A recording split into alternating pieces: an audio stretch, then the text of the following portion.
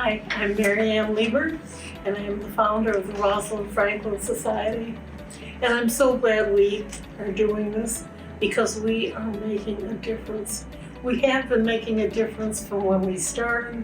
We are making a difference for women in research, for women in science and research. We are making a difference for women in science and industry. We are making a difference there. And we're making a difference for women who are scientists who want to be in business. We are making a difference there. And we're committed to continuing to do that.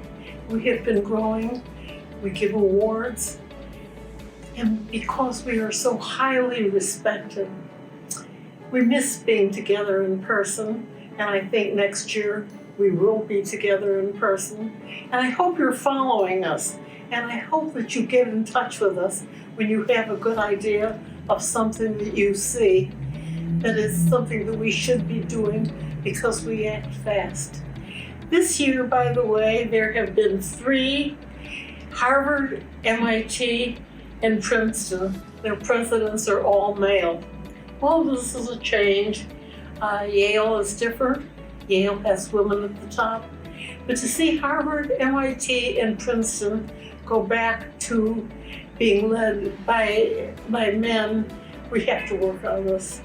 Because women scientists are fabulous, and they deserve every top position, and we're committed to make sure they get it, that they get recognition for their award, for their work, that they have more tenure-track positions, and that they get more prizes for their achievements.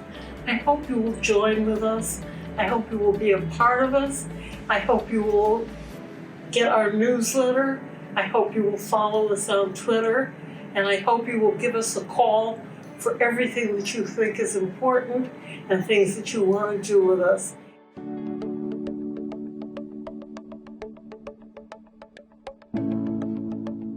I'd like to welcome you to the Rosalind Franklin Society event, Science and Leadership from Bench to Boardroom. The focus today is across sectors, across gender, generations. The surprising element is that in 2022, we're still fighting for equality, for recognition in the workplace and in society globally. So it's important to record the history of women's fight and to shed light on leadership by women across sectors. This series of presentations over the next day or two offer a very brief history of progress, notably the presentation of women who have made significant contributions to science and society, but lived earlier in history when women had no voice at all, and then some very recent successes for which we can be very proud. But now we women have begun to speak out, as I have done in my book, A Lab of One's Own, published by Simon & Schuster in 2020. At the peak of the COVID pandemic, when there was no vaccine, not the best time to launch a book. Nevertheless, the story still is important. We'll also hear about another book that will soon be out, describing Nancy Hopkins' battle for recognition, in the form, in her case, of just finding sufficient lab space to do her outstanding research. Well, today there are many more options for women in science, engineering, mathematics, and medicine, the STEM fields, but not just in academia, but also in government and in business as well. Women are finally taking the lead in the Fortune 500 companies, but also in the entrepreneurial startups. Having served as director of the National Science Foundation, I can speak to the advantages of being able to have an opportunity for leadership in the government sector. But I'm also the founder of a bioinformatics company, Cosmos ID, which 15 years after its founding is not only surviving, but thriving, and is recognized as a leader in metagenomics. I can say that the opportunities today for women are expanding.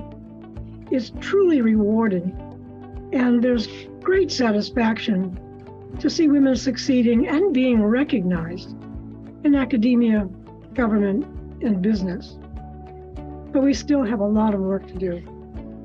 Leaders in academia, government, and the corporate world will share their stories, their experience, but also their advice. We'll retrace history and look to the future over the next few days in the discussions that we will be hearing.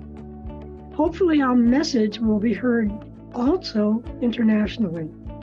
Women in other countries around the world can provide their lessons learned, but also benefit, I think, greatly from ours. So welcome to Center Stage, Science and Leadership, from the bench to the boardroom. Thank you.